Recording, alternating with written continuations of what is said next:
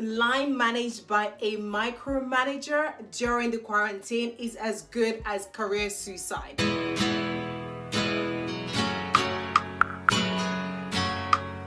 My name is Vivian. My channel is Vymart. This section is Ask Viv. I'm a Nigerian-born, London-based YouTuber, and I'm here to help you with all your career-related questions. Today, we're going to be addressing a survivor's guide on how to maintain a relationship with a micromanager in the workplace during this quarantine period. Before we jump right into it, if you have not subscribed, join the Vymart fam, click the subscribe button, follow me on all my social media platforms. A micromanager is somebody who in the workplace is your direct line manager or the line above you, and they manage every part of your work and they control it. Now, there's a difference between giving an employee a task to do, telling them how to do it, and also taking painstaking time every step of the way to make sure they're doing it how you want it to be done.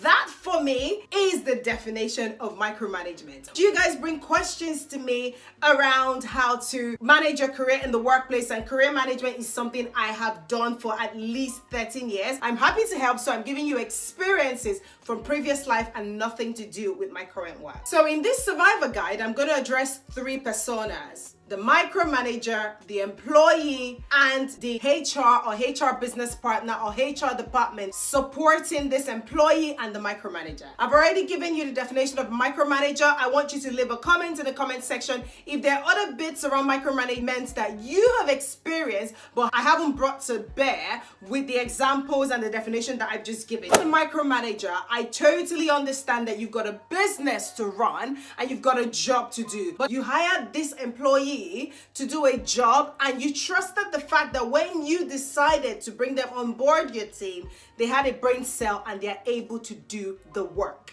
They might need a little bit of training like everyone else in the workforce. There's always room for development.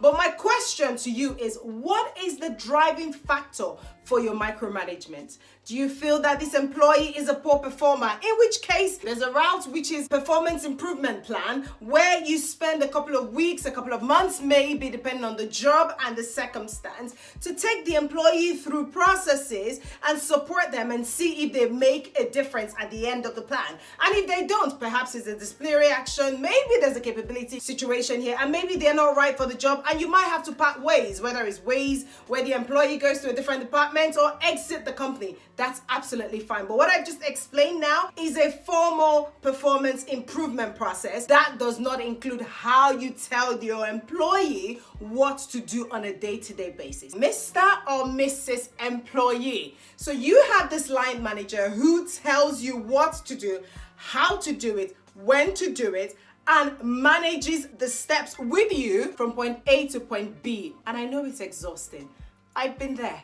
I've been micromanaged in my previous jobs and it's been terrible. In fact, what the micromanager, who is the line manager in this instance, does not realize is that in those periods I was micromanaged, they did not get the best of me because I couldn't sleep at night, because I woke up every morning with chills in my body, not looking forward to going to work. And in some instances, you asked me what my name was and I totally forgot it because I'd lost my confidence. With these three things that I've explained, and maybe more that you might leave in the comment section, it is clear I was not operating in my best, which means that even the simplest of tasks that I knew to do, I couldn't perform it. So now you, the employee, what are you going to do? I can help you. You can do a couple of things. The first is ask clarification of what is needed from you. Once you've got the clarification, agree on a time when it needs to be delivered. And then once number one and number two are clear, ask for what good looks like. Now, you can ask for the clarification, you agree on the time, but if you do not know what good looks like, you are not sure that by the time you get to the deadline and you're delivering, you're not clear what good looks like.